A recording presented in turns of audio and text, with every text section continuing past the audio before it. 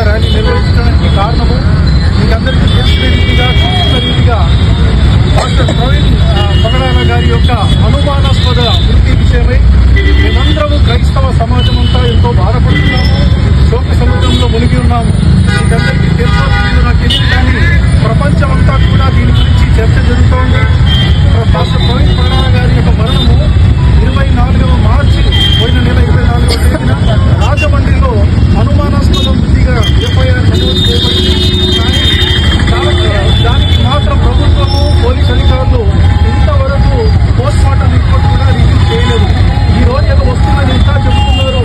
ఎన్ని రోజులైనా కూడా ఎలాంటి పోస్ట్ మార్టం రిపోర్ట్ రాలేదు కనుక మాకు కూడా అనుమానంగానే ఉంది. అది ఒక యాక్సిడెంట్ కాదు, అది ఒక హత్యలాగా. కానీ ఏదేమైనప్పటికీ మాకు ప్రభుత్వం మీద, పోలీస్ వ్యవస్థ మీద మాకు నమ్మకం ఉంది. మేము నమ్ముకున్నాం ఏంటంటే తప్పకుండా న్యాయం జరుగుతుంది, సరైన రిపోర్ట్ వస్తుందని. ఒకవేళ మాకు తెలిసినటువంటి సమాచారం ప్రకారంగా మరి చాలా ఒత్తిడిలో ప్రభుత్వం ఉంది, రాజకీయ నాయకులు ఒత్తిడి, ఆ తర్వాత పోలీసు వాళ్ళు ఉంది కాబట్టి దీన్ని సరిగా బయలుపరచట్లేదు. ఒకవేళ మాకు అన్యాయమైనటువంటి రిపోర్ట్ వచ్చినా పర్వాలేదు, మేమేం దీని గురించి చింతించట్లేదు. కారణం ఏంటంటే క్రైస్తవ్యము మొదటి శతాబ్దంలో దీన్ని అనుభవిస్తూ ఉంది. క్రైస్తవ్యానికి ఇది కొట్టేది కాదు. ఈ విధంగా హతసాక్షులైనటువంటి వారు చాలా మంది ఉన్నారు. మొట్టమొదటిగా సృష్టికర్త అయినటువంటి దేవుడు, మేము నమ్మని ఆరాధిస్తున్నటువంటి యేసుక్రీస్తు ప్రభువే సర్వమానవారి పాపం కొరకు ఆయన శిలువలో రక్తము కాచి ప్రాణం పెట్టి మరణించి కూడా వచ్చిన రోజున తిరిగి లేచినాడు. ఆయన మాకు నేర్పించిన మార్గం ఏంటంటే మీరు అవసరమైతే మీ శిలువను ఎత్తుకోండి, నాలాగా మీరు శిలువను ఎక్కండి, మరణించండి, కానీ మీరు ఎవరిని హాని చేయకూడదు. మేము కూడా ఒకటే నేర్చుకున్నాం ఏంటంటే ఆ యేసు ప్రభు యొక్క మార్గంలో శత్రువులను కూడా క్షమిస్తాము, శాంతిగానే ఉంటాము. దేశం కొరకు ప్రార్థించే విషయంలో నిజమైనటువంటి దేశభక్తులము క్రైస్తవులు. హల్లెలూయా, దేవునికి స్తోత్రములు.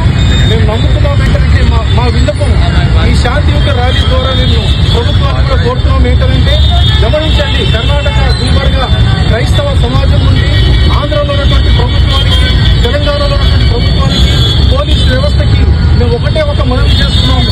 న్యాయపరమైనటువంటి విచారణ చేయండి, న్యాయం ఏదైతే ఒక దాన్ని బయటికి తీసుకుంటండి. లేకపోతే చూసినటువంటి దేవుడు సృష్టికర్త ఉన్నాడే న్యాయం జరిగిస్తాడు. ఆ తర్వాత మేము మళ్ళీ చెప్తున్నాం, ఒక సంతోషమైనటువంటి విషయం ఏంటంటే ప్రవీణ్ పగడాల గారి యొక్క మరణము హతసాక్షి ద్వారా క్రైస్తవులందరం కూడా ఏకమైనాం. ఏ సంఘమైనా అది ఎక్కడైనా మేము గమనించండి. ఆంధ్రలో అయితే లక్షలాది మంది ప్రజలు రోడ్డు మీదకి వచ్చారు. ఇంకా జరుగుతుంది ఆ విధంగా. ఒక సంతోషం ఏంటంటే మేమందరం ఐక్యతతో నింపబడ్డాము. మమ్మల్ని కనుక గెలిపితే నెహ్రూ గారిని సెలవిచ్చారేమో తెలుసా, క్రైస్తవులు నిద్రపోతున్నటువంటి సింహం లాంటి వారు. ఆ నిద్రపోతున్న సింహాన్ని మీరు లేపితే కనుక మీ మీద పడుతుంది. ఈ రోజు నిద్ర మేలుకుంటే మేము ఐక్యతగా ఉంటే కనుక వార్త ఇంకా వ్యాప్తి చేస్తుంది.